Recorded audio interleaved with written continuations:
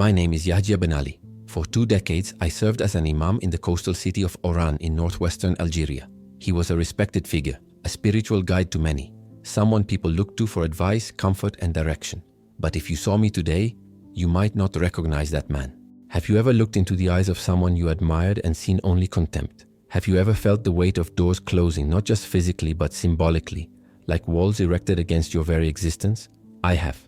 And I still remember the bitter taste of each curse that came from the mouth of someone who, not so long ago, kissed my hands with reverence. This is the story of my fall and my rebirth. It is not a fantasy or a tale invented to inspire.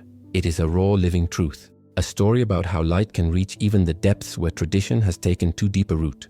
It all began on an ordinary Friday afternoon, or at least it seemed ordinary, as I led the main prayer in the central mosque of Constantine, one of the most revered places in Algeria. Hundreds of voices behind me aligned themselves with the verses of the Quran that I recited with pinpoint precision.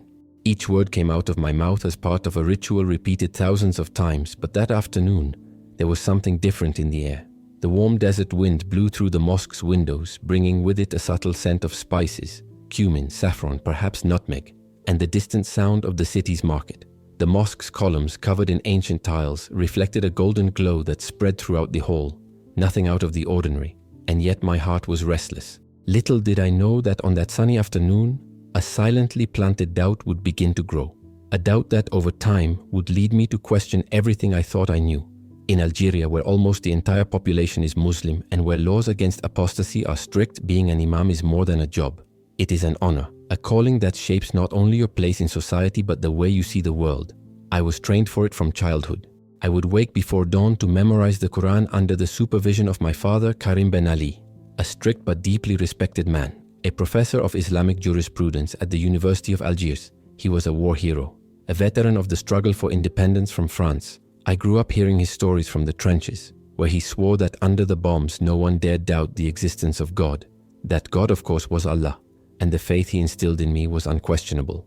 In the narrow alleys of Algiers, between the white facades of colonial buildings and the tall minarets that cut the sky like spears, my childhood was woven with prayers, studies, and the constant repetition that Islam was the absolute truth. Christianity, a heresy, a distortion, a Western threat to the purity of our faith. I believed it with conviction, with fervor.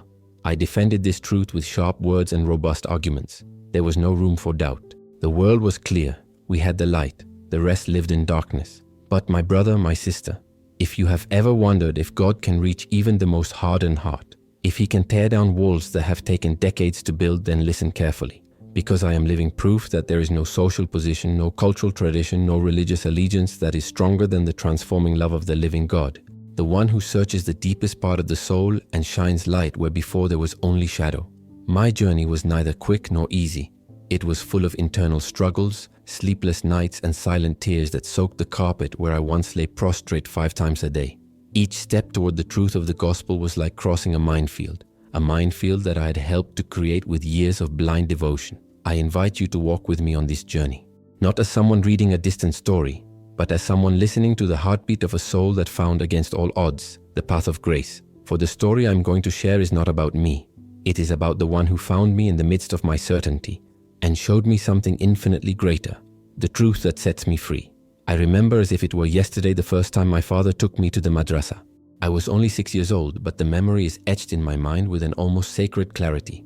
The building was ancient, with high arches decorated with intricate Arabic calligraphy, courtyards shaded by orange trees, and the constant echo of children's voices reciting verses from the Quran.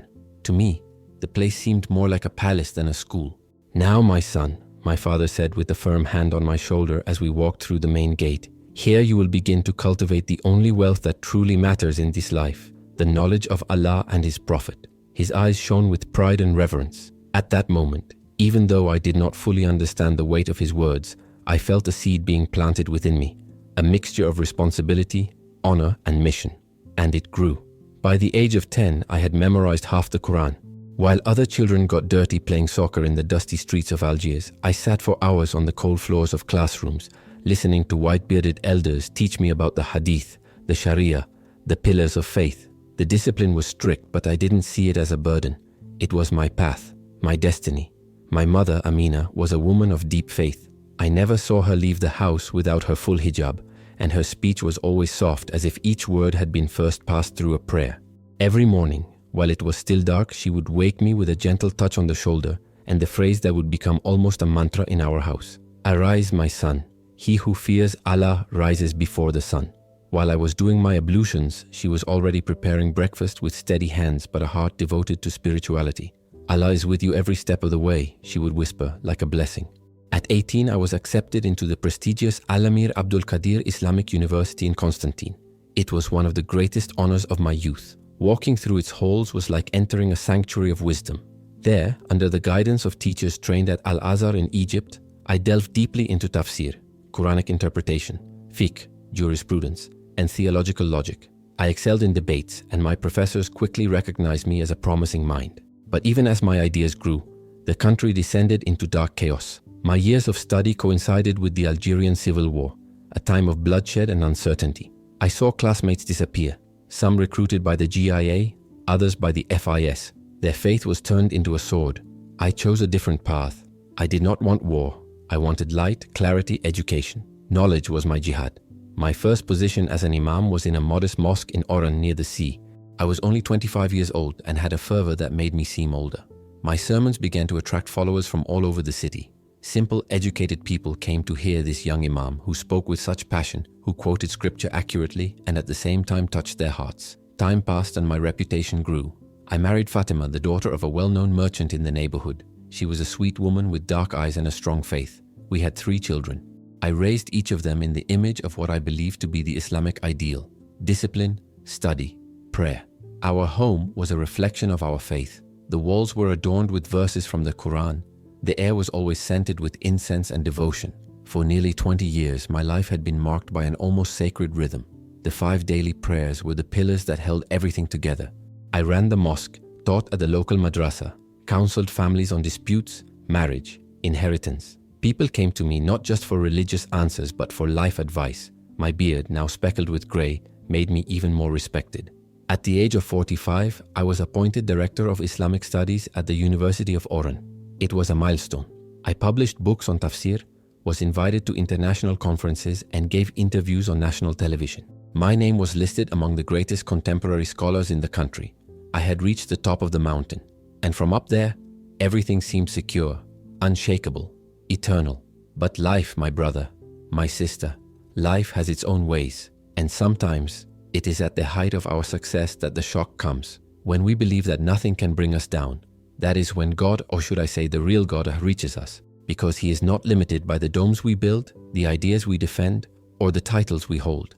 It was a scorching afternoon in August 2018. The heat weighed down on Oran like a suffocating blanket. The cicadas sang loudly, the cars honked impatiently in the traffic near the mosque, and there, in the middle of everyday life, between a class and a prayer, something began to change. Something small.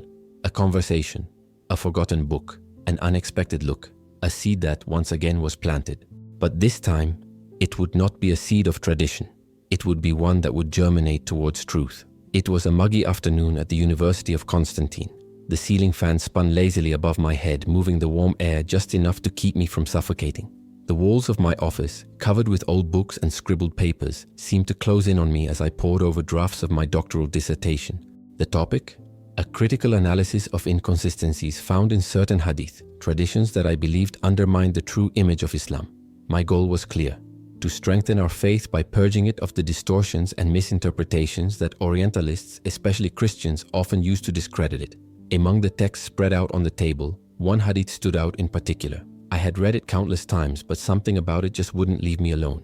It was a narrative about Isa, Jesus, that directly conflicted with other widely accepted hadith, and even with passages from the Quran itself. This bothered me. The more I delved into the study, trying to reconcile the differences, the more evident it became that there were cracks in the foundation of certainties that I had always considered unshakable. It was like finding a puzzle piece that seemed to belong together but didn't fit anywhere. It was in this moment of quiet frustration that I heard a soft knock on the door. A familiar voice called out, "Professor Ben Ali?" I looked up and saw Kamil, one of the most promising students in my summer program. He was only 22, but he had a sharp mind and a twinkle in his eye that reminded me of my younger self. "Sorry to interrupt, Professor," he said with a slight smile, "but I wanted to give you something before you leave for France." He walked over to my desk, took a small dark leather volume from his backpack and set it in front of me with hands that were almost shaking.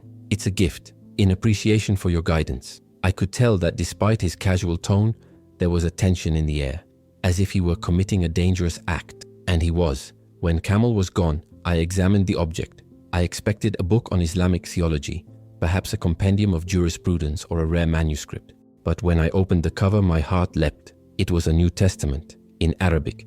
At that moment, my blood boiled. How dare he, one of my students, my disciple, handing me the book of the infidels, the text that I had fought against for years in my debates and lectures. My first reaction was clear, to throw it away. But something stopped me. Maybe it was pure intellectual curiosity, maybe pride. After all, I had already refuted that book several times without having read it in its entirety. Who knows, I thought, this could serve as material to reinforce my apologetic arguments. It would be a useful heresy. Without thinking much, I put the book in the bottom drawer of my desk and locked it tightly, as if hiding a forbidden weapon. I left with my mind racing, trying to erase the image of that silent volume, but the book followed me. That night, something even stranger happened. I dreamed. In the dream, I stood in a vast silent field beneath a grey sky. In the distance, a man dressed entirely in white walked toward me, but it was no ordinary robe. It seemed made of light. His face was so bright that I could not look at him directly, and yet his presence was gentle, welcoming, as if I were standing before something my heart recognized but my mind could not understand. He reached out to me. "Yah," he said, using the nickname only my mother had used when I was little. His voice was like the sound of water running over rocks. "You taught me without knowing me? Don't you want to know who I really am?" I woke up with my heart racing, bathed in sweat. Beside me, Fatima slept peacefully, oblivious to the storm that was beginning to form inside me. I sat up in bed trying to understand what this meant. Maybe it was just stress that made sense. I ignored it. In the days that followed, I threw myself into my work. I taught with even greater rigor. I reinforced my prayer routine. I intensified my studies. But inside me, something had shifted. A seed had been planted, and I felt its roots stretching through my insides. I tried to ignore it. I tried to suffocate it. But doubt has the subtle power of a grain of sand in a well-tuned engine. At first, it's almost imperceptible, but over time, it begins to crumble everything inside. And then, about a week later, while researching another chapter of my thesis, I came across an academic study that compared Quranic depictions of Jesus with the New Testament accounts. It was something I would normally ignore, Christians trying to prove their doctrine. But this time I read it. I read it carefully, and it was as if someone had opened a window in a long-locked room. In the end, it was curiosity that won out. Not the spiritual kind, not yet, but the academic kind. The one that always pushed me to question, to dig deeper, to go beyond the surface. For weeks I resisted. But one cold, still night, when the house was asleep and everything seemed peaceful, my hand went to the desk drawer as if it had a life of its own. I took out the dark leather-bound book, Camel's Gift, and placed it on the table as if facing something forbidden. It will just be for study, I told myself, trying to convince a restless soul that nothing out of the ordinary was about to happen. I started with the Gospels. I wanted to find flaws, contradictions, arguments to refute. That was my mission, or so I thought. But what I found there was something that completely disarmed me. The Jesus who emerged from those pages was not the Isa of Islam, that honorable, virgin-born, miracle-working, Allah-pointing prophet. No, the Jesus of the Gospels was infinitely more, and infinitely more disturbing. He spoke with an authority no other prophet had ever dared to assume. He healed with fierce compassion, challenged norms with almost reckless boldness. He touched lepers, wept with sinners, ate with traitors. And more than that, he claimed to be the very path to God. I remember clearly the night I read John 14:6. "I am the way, the truth, and the life. No one comes to the Father except through me." I slammed the book shut as if the words had burned my fingers. How could a man, even a prophet, say such a thing? It was blasphemy. It was shirk, the worst sin in Islam, associating someone with God. And yet, there was something about that sentence that hit me in a place no logic could touch. I began to wonder, what if these words were not corrupt, as I had always been told? What if they were real? How could the Quran honor someone so highly who, according to these accounts, had committed such a transgression? The questions haunted me like ghosts, growing more and more insistent. I tried to silence them with arguments, with the same answers I had been teaching for years. But they came back. They always came back. Every night, after Fatima and the children were in their rooms, I would pick up the New Testament and read another passage. I would justify it to myself. I need to understand the enemy so I can fight him better. But deep down, I knew this was more than an apologetic study. I was in fact fascinated by this man called Jesus, An uncomfortable fascination, like light coming through a crack and revealing dust where everything seemed clean. In the winter of 2019, I went to Tlemcen, officially to continue my doctoral research. It was an ancient city with winding streets and buildings steeped in history. Abu Bakr Belkida University had one of the most respected Islamic libraries in Algeria. And there, among rare manuscripts and forgotten treatises, I sought answers. The truth, which I hid even from myself, was something else. I was seeking relief from the torment that had settled inside me. The library's tall shelves reeked of aged wood and ancient parchment. The yellowed pages I leafed through were both a shelter and a battlefield. Here, far from Oren's prying eyes, I allowed myself to explore what I would never dare touch in public. I started where it was safe: studies on the transmission of hadith, analyses of the chains of narrators, historical insertions and internal contradictions. But I soon moved on. Academic studies on the formative period of Islam, comparative critiques of sacred texts, and finally, I entered dangerous territory: the Western critical literature on the historical figure of Jesus. It was during my third week there that something decisive happened.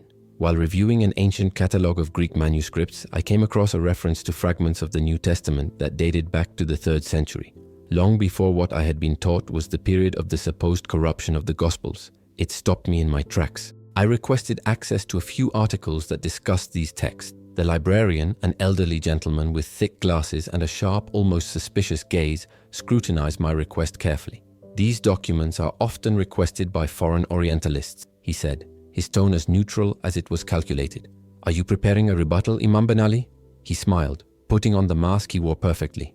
"Of course, we need to know the error to better defend the truth." He nodded, but his eyes lingered on me for a few seconds longer than necessary. Did he know? Had he seen this path taken before? With the documents in hand, I retreated to one of the tables at the back of the library, where the light was dim and the silence was deep. I read for hours, absorbing every argument, every analysis, every archaeological fact. And there, in that silent sanctuary of knowledge, I began to understand something that until then had seemed impossible to me.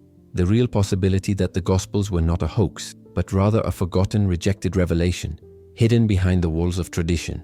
What to do with this? Where to store these doubts, these insights, these contradictions? I was an imam, a father, a respected teacher. My entire identity was tied to Islam, but inside me the strings began to snap one by one. And Jesus, that strange, luminous, disconcerting Jesus, became increasingly impossible to ignore. The days stretched on, dissolving into weeks without my realizing it. The library in Tlemcen became not just an intellectual refuge, but a hiding place for the silent storm that was building inside me. In the mornings, I maintained my unshakable facade as a disciplined Muslim teacher, scholar of tradition and defender of the faith. But by evening, my heart would lead me elsewhere, an uncharted territory where questions echoed louder than answers and truth began to have a face. I began to write obsessively in my notebook, building a comparative chart that grew larger by the day. I cross-referenced verses from the Quran with passages from the Gospels, 47 points of similarity. 47. It was astonishing. Mary's virginity, the miracles, the wisdom of the boy Jesus, his compassion for the poor, all of these were present in both sources. But the similarities, comforting as they were, only intensified the impact of the differences, and none was more glaring than the crucifixion. In the Quran, the statement was straightforward. They did not kill him, nor did they crucify him, but it seemed so to them. Surah 4:1-57.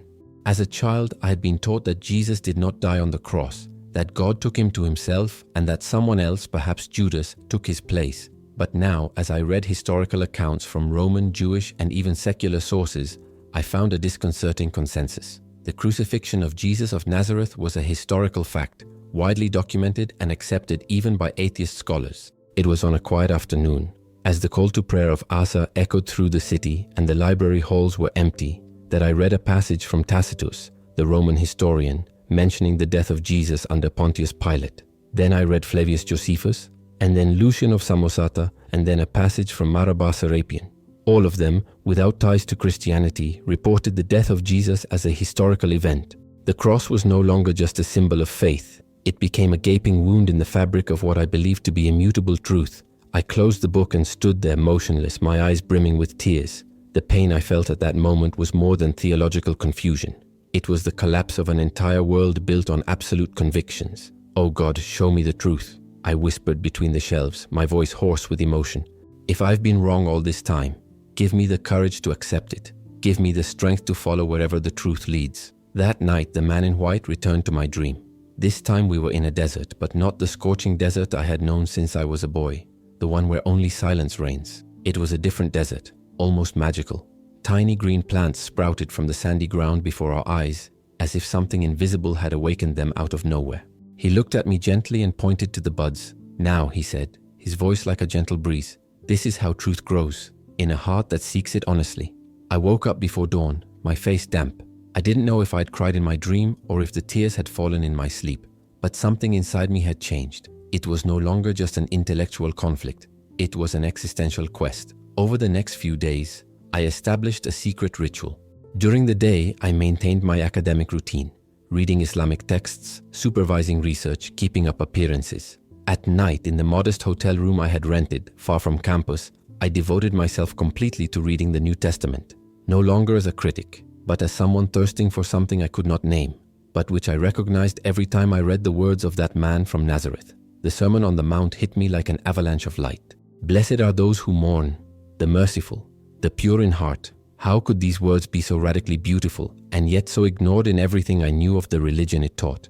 Jesus' parables disconcerted me, not because of their complexity, but because of the simplicity with which they laid bare the human heart. But it was when I came to the words that spoke of loving our enemies, of forgiving those who persecute us, that I felt profoundly disarmed. This was another order of spirituality, not that of external rules, but that of an inner kingdom. My prayer ritual began to change, almost imperceptibly. The repeated words of Salat, which had previously flowed from my mouth with automatic reverence, began to sound hollow. They could no longer express what my heart wanted to say. I began to pray. Like a child, I began to speak to God as the one Jesus called Father. One evening, as I was preparing for the Isha prayer, I went to the bathroom to perform the ritual ablutions. I wet my hands and washed my face, but when I stood in front of the mirror, I froze. I saw there the reflection of a man divided. Imam Yahya bin Ali, the symbol of religious authority in Oran. And behind that image, I saw the soul of a man in deconstruction, and perhaps for the first time, in reconstruction as well. I dropped the towel. I left the bathroom in silence. Instead of turning to Mecca, I knelt down beside the bed. No Arabic words, no formulas, just my heart. And that night I prayed like I had seen in Christian movies, not knowing whether I was doing right or wrong, but knowing that I was being heard. God of Abraham, of Ishmael, and of Isaac. I whispered that night, my knees pressed against the thin carpet of my hotel room. My hands were shaking and my heart felt like it was about to burst from my chest. If Jesus is truly more than a prophet, if he is who he says he is, he reveals that clearly to me. It gives me courage to follow the truth, no matter what the cost. I had barely finished that prayer when a strange, silent peace descended upon me like a veil. But the real sign would not come then, but that morning, a few hours before I left Tlemcen. The third dream came, more vivid, more direct, more definitive than the other two. I dreamed that I was back in my mosque in Oran, but it was empty. No worshippers, no sounds, no movement. The silence was so absolute that I could hear my own breath echoing off the stone walls. I walked to the mihrab, the sacred niche that always pointed toward Mecca. But something was deeply wrong here. The niche was bathed in soft golden light, but there was no Arabic inscription, no calligraphy praising the name of Allah. In the center of the mihrab, there was a cross, plain, crude, and as out of place as a cry at a funeral. Sacrilege, I thought immediately, but I couldn't turn away. It was then that he appeared again, the man in white. His presence was not frightening. Instead, it carried a weight of reverence and love that made me feel small, exposed, but also protected.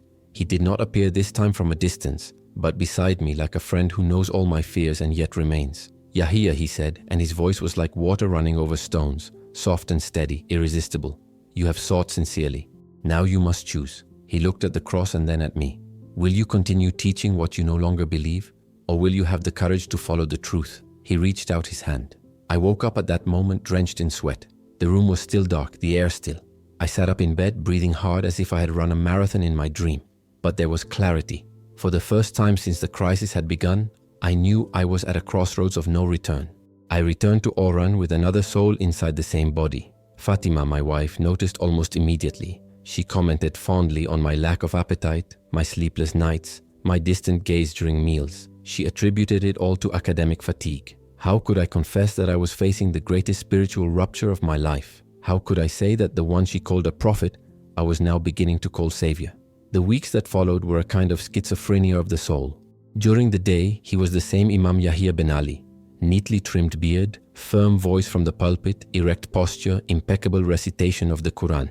The community continued to revere me. At night, however, he was a different man.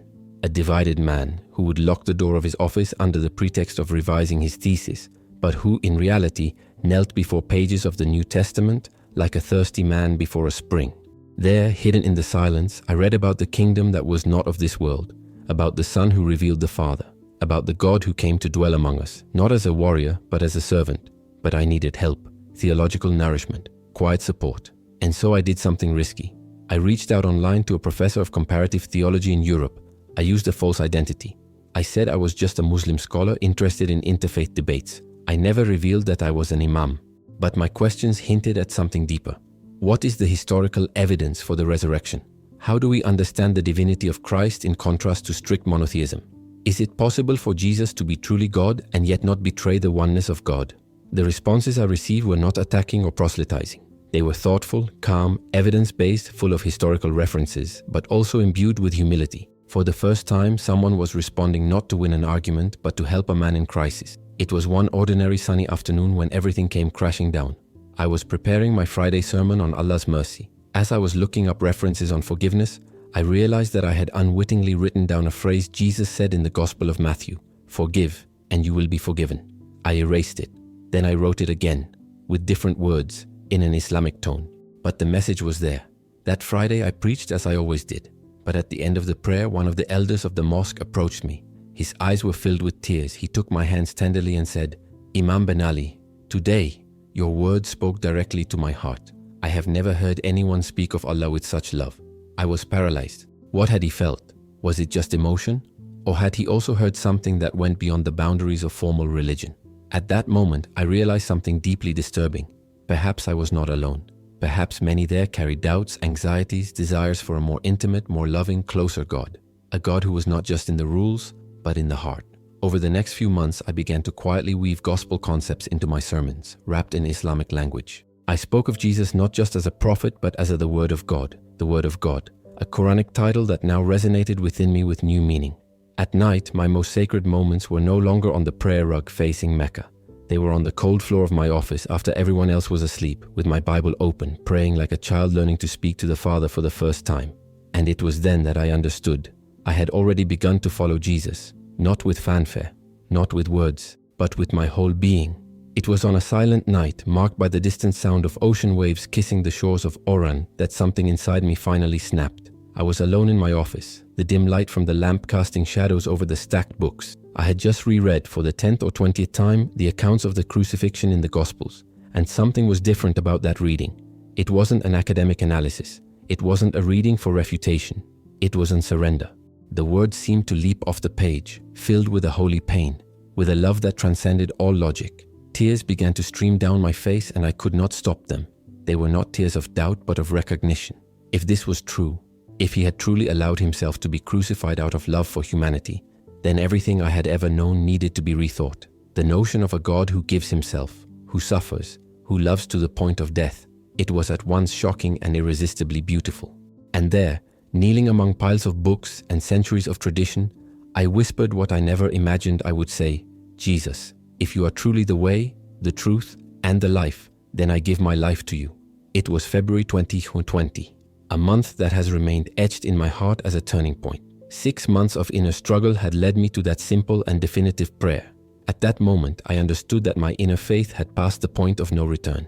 I could no longer lead prayers in the mosque with integrity. I felt like an actor on a sacred stage, playing a role whose text no longer belonged to me. It was a pressure cooker without a valve. The tension between what I believed in my heart and what I preached in public was becoming unbearable. The only question that remained was, when and how would all this come to a head? The answer came unexpectedly, but providentially. I had been invited to deliver a special sermon at the historic Sidi Boumediene Mosque in Tlemcen, a privilege granted only to renowned theologians. It was a recognition, an honor, but it was also a minefield. The topic I was asked to address, the purity of faith in the face of foreign influences. The irony was almost comical. I, now a secret follower of Jesus, was invited to defend the Islamic faith against outside doctrines. I smiled to myself as I read the invitation with a mixture of nervousness and sarcasm. I spent days trying to write this sermon. Each draft I created was teetering between two forces, the security of staying within acceptable limits, and the truth that was already burning like fire in my bones. I wondered if I could continue to omit what my heart already knew. And it was the night before I left for Tlemcen that I had a dream that sealed my fate. This time, it wasn't the man in white. It was Jesus. I saw him clearly. His clothes were simple, stained with blood. His hands were outstretched, and in them were the marks of the nails. He spoke neither grandly nor angrily. He simply said in a voice that pierced through flesh and bone, "The truth will set you free." I woke up in tears, but also at peace. I knew what I needed to do. The Sidi Boumediene Mosque was packed that Friday. The ancient mosaics on the walls seemed to whisper stories from centuries past. The dome, with its golden arabesques, cast soft reflections over the assembled faithful. I climbed the minbar feeling that my feet were made of lead, but my soul was light. Familiar faces were watching me. College colleagues, local leaders, members of the Ministry of Religious Affairs. The anticipation was palpable. They knew I would speak with authority. They knew I had been up until now a staunch defender of the faith. The microphone hissed slightly as I turned it on. My heart was beating like a drum. For a moment I thought they could hear it echoing through the speakers. I began as tradition dictates, praising Allah and sending blessings to the Prophet. The crowd nodded. It was familiar, safe. But then, little by little, I began to lead them into deeper ground. I spoke about Jesus Isa and how the Quran recognizes his unique importance among the prophets. I spoke of his miraculous birth, his miracles, his elevation to heaven. So far, so good. But I knew I was just laying the groundwork, so I took a chance. "Brothers," he said in a firm voice, "isn't it puzzling that the Quran calls Isa Ruhullah the Spirit of God? No other prophet has been given that title. Doesn't this invite us, perhaps even implore us, to investigate more deeply who he really is?" There was a slight murmur, a slight unease that swept through the room like a cold draft. I noticed a few scholars exchanging glances. One of the attendees, Tariq Hamidi, a respected colleague from the University of Tlemcen, leaned over and whispered something in the ministry representative's ear. Their expressions changed. They became rigid, alert. But I had already started. I couldn't stop. "We have been taught," I continued, "that Christians have corrupted their scriptures. But have we ever investigated this with a truly scholarly eye? The oldest manuscripts we have, preserved for centuries, show a remarkable consistency. What if, just what if, there was no corruption? What if the error lies in our understanding?" The words hung in the air. No one moved. The silence was absolute. The kind of silence that precedes either a revelation or a storm. At that moment I knew my mask was beginning to slip, not by accident but by choice, and there was no turning back. His eyes looked at me suspiciously. And in that moment of extreme tension, where every word could be a step toward perdition or freedom, I made a decision that would change the course of my life forever. Instead of retreating to safe waters, of hiding behind orthodoxy, I decided to move forward. I decided to tell the truth, even if it was coded. "My brothers and sisters," he said, his voice already shaking, "I have spent my entire life studying our faith, and there is a truth that can only be understood when the heart opens to love." I stopped for a moment. The silence seemed to scream around me. The Prophet of love taught us, "By this everyone will know that you are my disciples if you have love for one another." One murmur ran through the congregation like muffled thunder before a storm. That quote, John 13:35, was uttered as if it were a hadith, an extreme boldness, a calculated risk, a camouflaged cry of faith. Out of the corner of my eye, I saw Tariq Hamidi stand up abruptly, his face a mixture of disbelief and indignation. I could feel the heat of their gazes on me, inquisitive, puzzled, some already judging, others perhaps understanding. "This love," I continued, my voice now choked with tears that escaped me, "is not just another virtue. It is the very essence of what God expects of us. A love that crosses religious boundaries. A love that recognizes in every human being the image of the Creator." I didn't try to hide it anymore. There in front of everyone it was my confession, public though veiled, that my heart no longer fully inhabited the Islam that had formed me. I watched from the pulpit as faces changed. Some were visibly moved, their eyes moist, their faces softened. Others, especially the academics and government officials in the front rows, wore tense expressions, mixture of confusion, shock, and silent alarm. "The God I seek," he said at last, "is not a distant, unreachable God who demands only submission, but a God who draws near to us in our pain, who knows our struggles, and who offers us not only judgment, but abundant grace." I had barely finished the sentence, and the chief imam of the mosque stood up. He approached the minbar with an expression that tried to be neutral, but his eyes revealed the storm within. He took the microphone with a tense, almost cynical smile. "We thank the learned Ben Ali for his reflections," he said stiffly. "Now let us continue with our prayers." I stepped down from the pulpit as if I were descending from the cross. He knew something had been broken. The air seemed heavier, denser, and the looks that met my eyes as I walked down the mosque corridor were a mirror of the collective soul. Confusion, fear, anger, but also here and there a flame, a spark, a silent recognition. In the mosque courtyard, Tariq Hamidi intercepted me, his face burning. "What was that, Ben Ali?" he hissed through gritted teeth. "You quoted the Injil, the Christian gospel, in the khutbah. Do you have any idea what you just did?" Before I could respond, the representative from the Ministry of Religious Affairs approached. His expression was as cold as steel. He spoke with an excess of politeness, his icy tone disguised by rehearsed formalities. "Imam Ben Ali," he said slowly, "we would appreciate it if you would remain in Tlemcen for the next few days. There are certain aspects of your sermon that we would like to discuss in more detail." It wasn't an invitation. It was an order. The weight of what I had done came crashing down on me like a collapsed ceiling. The investigation began. Not officially, but we all knew what that meant. My reputation, my career, my safety, they were now at real risk. I returned to the hotel as if carrying my own judgment on my shoulders. The room seemed smaller, suffocating. I locked the door, turned off the lights, and knelt in front of the chair, no longer as an imam, no longer as an Islamic scholar, but as Hassan. I did not speak in classical Arabic. I did not recite formulas. I whispered like a wounded child, "Father, if this is the path you have chosen for me, give me the strength to follow it to the end." That same night, the phone rang. "Era Fatima." His voice trembled with fear and uncertainty.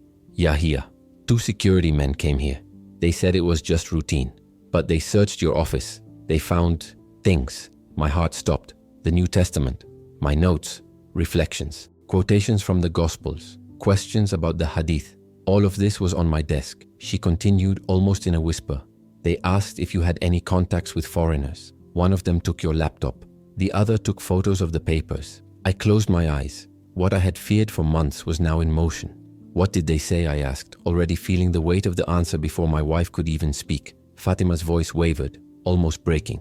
"They said that there are accusations of apostasy against you, that you need to return immediately to clarify everything." The word apostasy echoed in my mind like a silent thunderclap. In our context, it was not just an accusation. It was a verdict that could destroy lives. Algerian law did not specify explicit punishments for those who abandoned Islam. But in practice, the consequences went far beyond the legal. Loss of employment, rejection by the community, and in extreme cases, death threats from fanatics. For me, a respected imam, it was an almost unforgiving sentence, professionally, socially, and perhaps even physically. "Fatima," I said, trying to remain calm, but I didn't feel that way. "Listen carefully. Take the children and go immediately to your sister's house in Algiers. Don't tell anyone where you're going." She looked at me, eyes wide, scared. "What's going on, Yahia?" he asked, his voice trembling, filled with fear. I had never seen men so serious, so determined. And how could I explain to her, my partner for 2 decades, the woman with whom I had shared my faith and my prayers, that I no longer believed in what we had sworn to defend together, that I had found a truth that could change not only my life, but hers and the lives of our children forever? "I'll explain everything," I promised, "when we're together. For now, trust me, protect the children." When I hung up, the weight of the decision crushed me. Oran was no longer a safe place for me.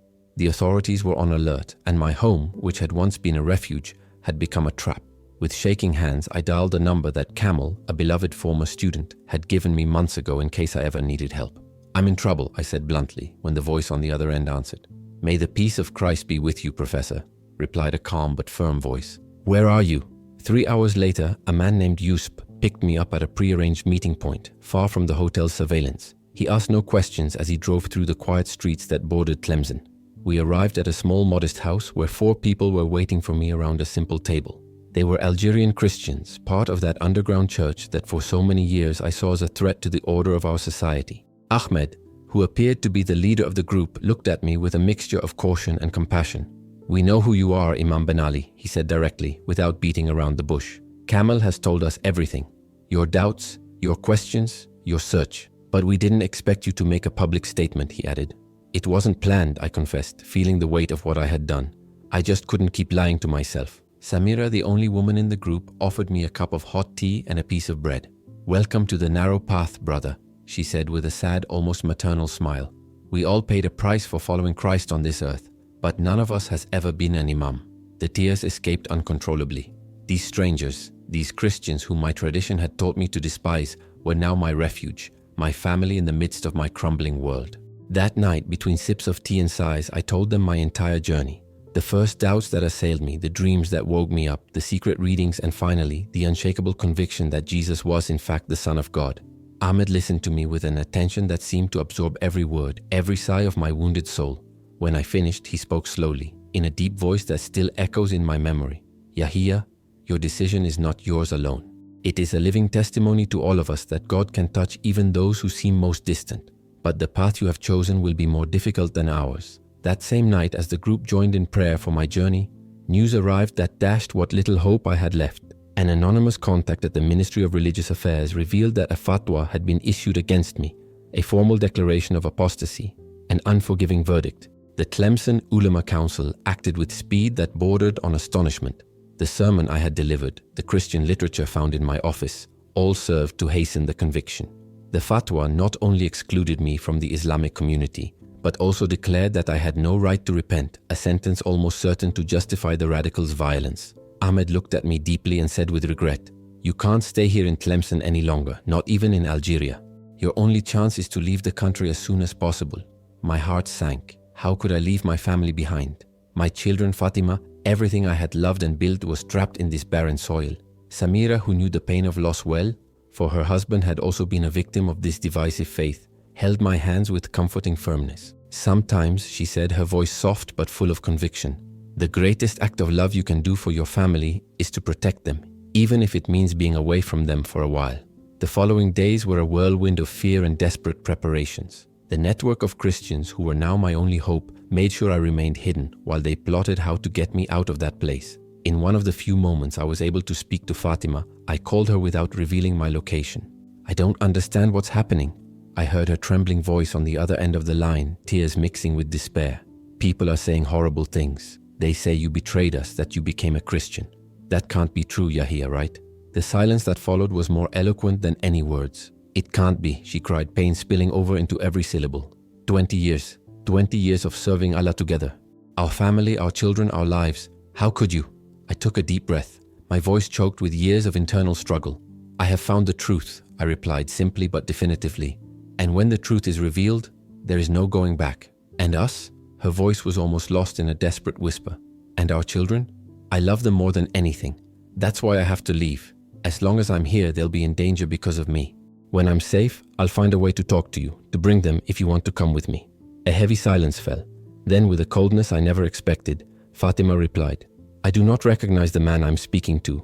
My husband, the father of my children, died the day he abandoned the true faith." The connection ended there, like a brutal symbol of the end of 2 decades of shared life. As the escape plan took shape, time was quickly running out. The authorities intensified their search, and rumors of my apostasy burned like wildfire. My last sermon as an imam was on forgiveness, a cruel irony that became even more evident the night before I was scheduled to leave, when violent knocks echoed against the door of the shelter where I was hiding. The memories of that moment still come to me fragmented, like shards of a broken mirror scattered across the floor of memory. To this day, I can hear the loud knocks on the door. Ahmed, in a quick and desperate gesture, pushed me towards a hidden trapdoor, trying to gain a few precious seconds. The cold and darkness of that hiding place under the floorboards were my only refuge, albeit brief. Soon, rough and merciless hands dragged me back into the cold, cutting light of the police flashlights. "Ya Ben Ali," one of the agents said, a cruel smile on his lips. "You're under arrest for apostasy, blasphemy, and collaboration with illegal religious organizations." I was taken straight to El Harak prison in Algiers, a place known for housing those who challenge power, political and religious dissidents considered dangerous. The cruel irony of that situation did not escape me. I, who for so many years criticized and condemned those who abandoned Islam to follow Christianity, was now in the same place, with the same labels that I had previously judged. The induction routine was meticulously designed to destroy every shred of dignity I still had. They stripped me naked, shaved my head and the beard I'd proudly cultivated, a symbol of a life dedicated to Islamic study and faith. For me, it was a profound humiliation, a direct blow to my identity. A worn grey jumpsuit was thrown over my exhausted body, and the interrogations began without delay. 3 men were waiting for me. A gruff security guard, a stern representative from the Ministry of Religious Affairs, and, to my surprise and distress, a former university colleague, Sheikh Mansour. "Ben Ali," he said with a mixture of disappointment and disapproval, "how could you abandon the true faith and surrender to Christian lies?" A strange calm came over me. With a firm voice, I replied, "I have not abandoned the truth.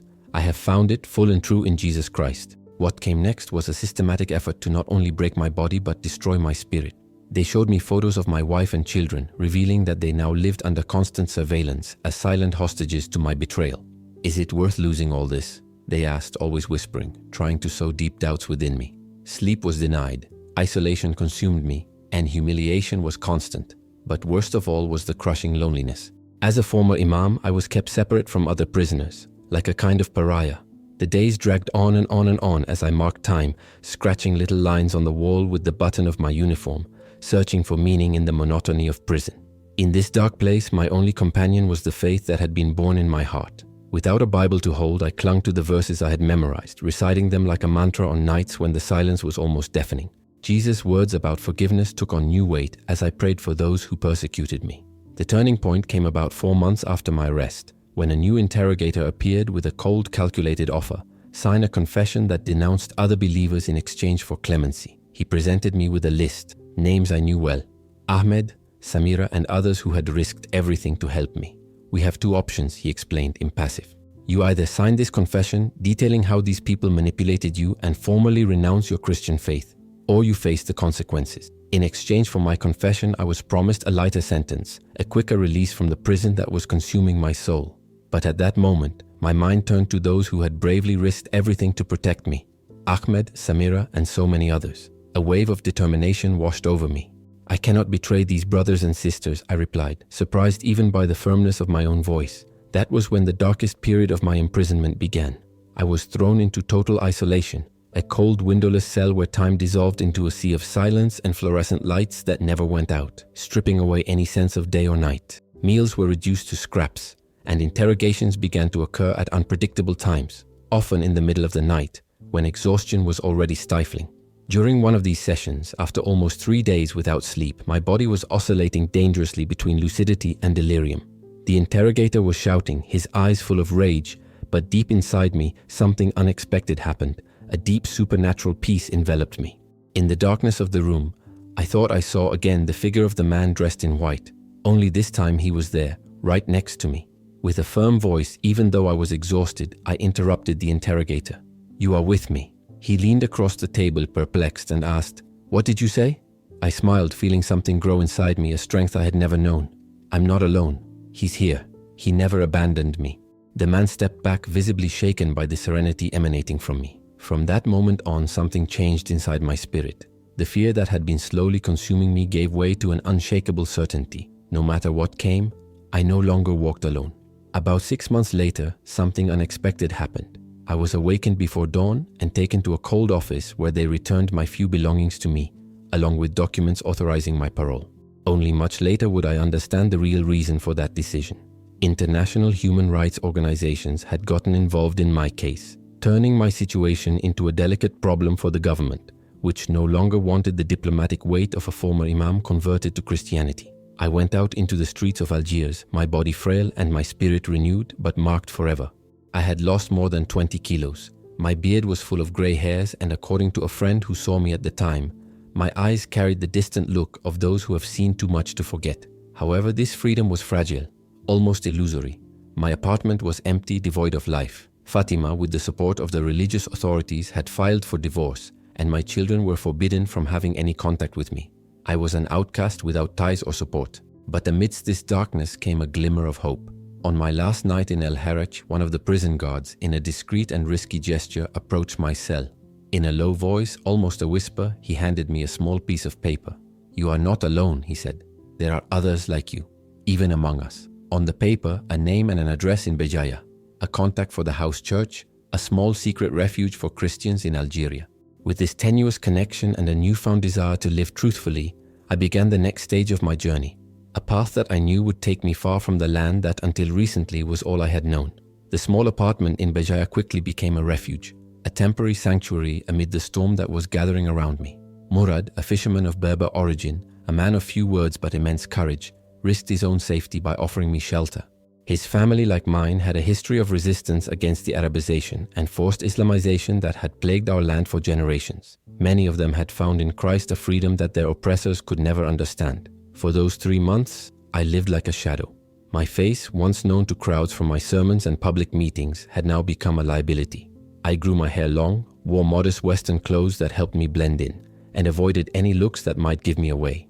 Every week, I made a point of reporting myself to the local police, a cold, sharp reminder that my freedom was fragile, hanging by an invisible thread. Every Sunday, the small living room of Murad's house was transformed into a makeshift holy place. There, 5 or 6 faithful would gather, all of them cautious, always alert to the danger that lurked within our silent faith. We would whisper hymns, read from a single worn Bible that was passed around, and engage in fervent, almost secret prayer. These gatherings, although small and hidden, brought me a sense of authenticity and communion that I had never felt before in my years as an imam. Being a Christian in the West is too easy, Yasmin, a hopeful young convert, once remarked. Here, following Christ may be just a choice, but for us every day is a battle. Every step of faith is a conscious decision, no matter the cost. Meanwhile, a shadow continued to haunt me. A contact at the Ministry of Religious Affairs confided in me that my case was not closed. The authorities continued to watch me, anxiously waiting for me to become a visible leader among Christians or for me to make some mistake that would justify my arrest again. The international pressure that had guaranteed my freedom was beginning to wane, and with it, the protective mantle that still covered me. The decision to flee Algeria had a bitter price, abandoning forever any hope of rebuilding family ties, becoming an exile in a strange land. Murad told me, with the calm of someone who understands the deserts of the soul, sometimes the desert is a necessary step to reach the promised land. The underground Christian network, much larger and more organized than I had ever imagined as an imam, moved carefully and discreetly to ensure my escape.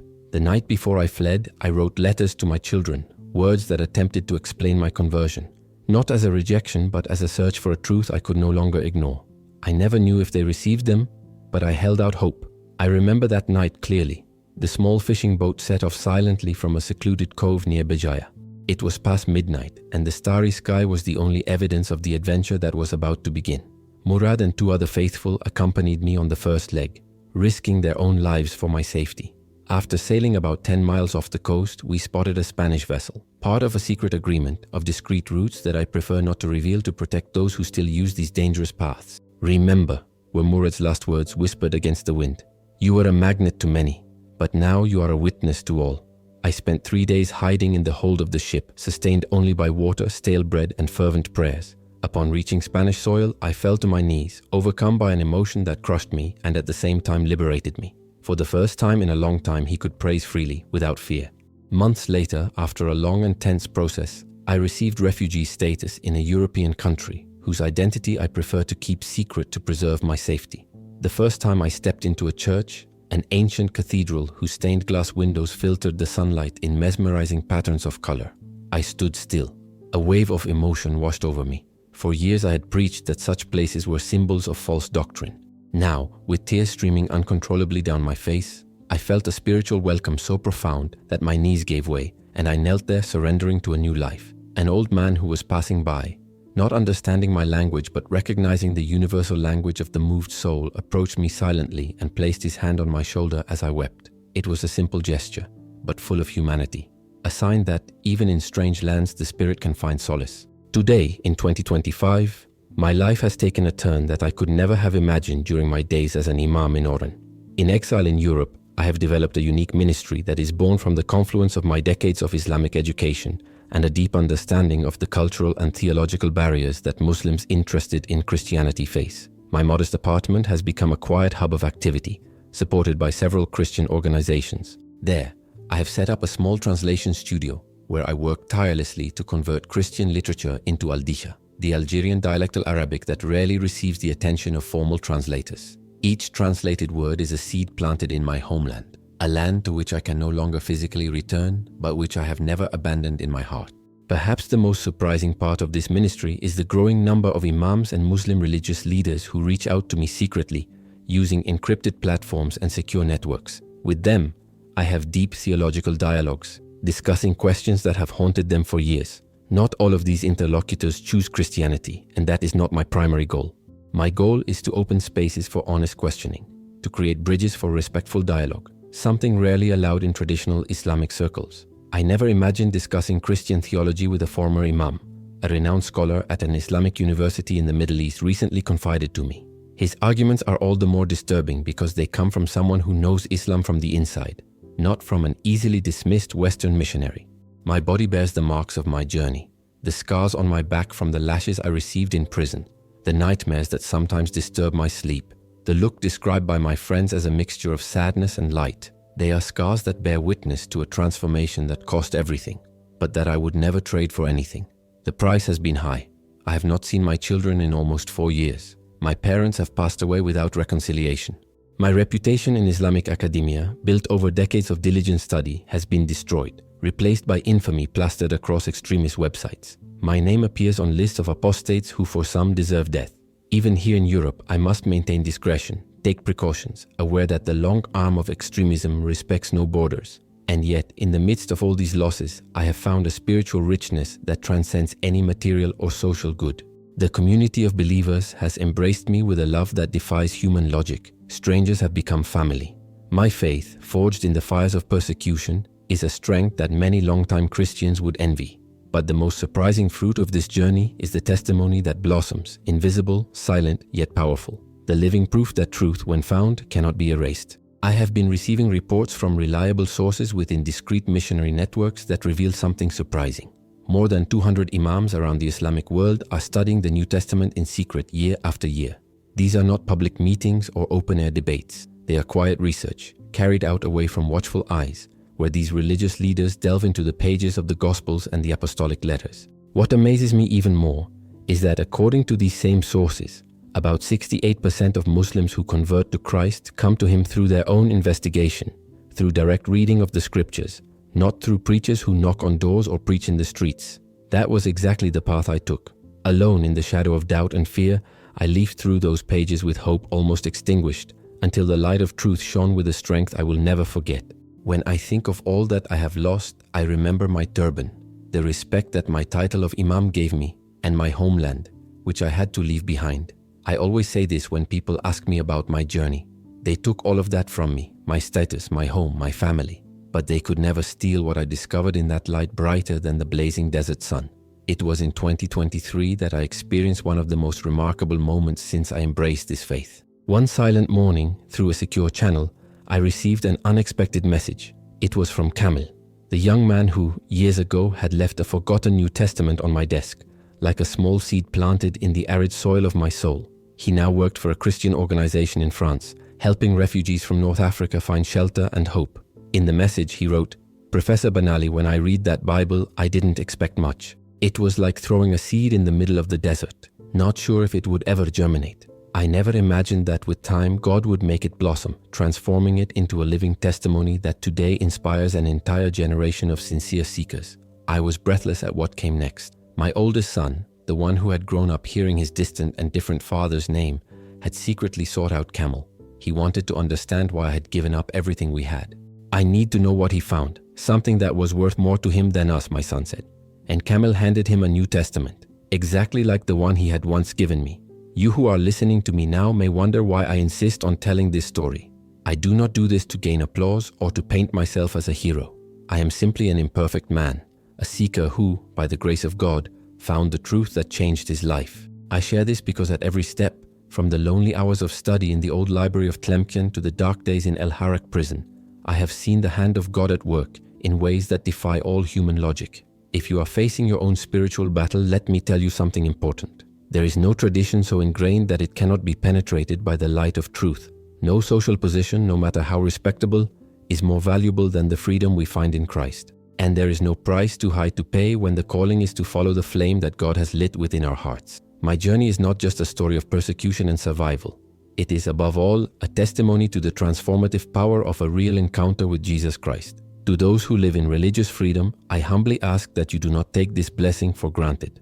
In Algeria, as in many other places, simply changing your faith can cost you everything: family, friends, freedom, even your life. Your prayers act as invisible shields, protecting those who live under the shadow of persecution. The support you give to organizations operating in these hostile contexts is what keeps the doors of the gospel open, allowing it to reach where it is most needed, even when the threat seems suffocating. Here, from my exile in Europe, my heart still beats strongly for my beloved Algeria. I dream of a day when our country will know true freedom, not just political but spiritual. I dream of mosques transformed, not by imposition, but by the unconditional love of Christ. I dream of imams who finally understand that the one they were taught was only a prophet, but in fact the Lord of all things. This is not just my story.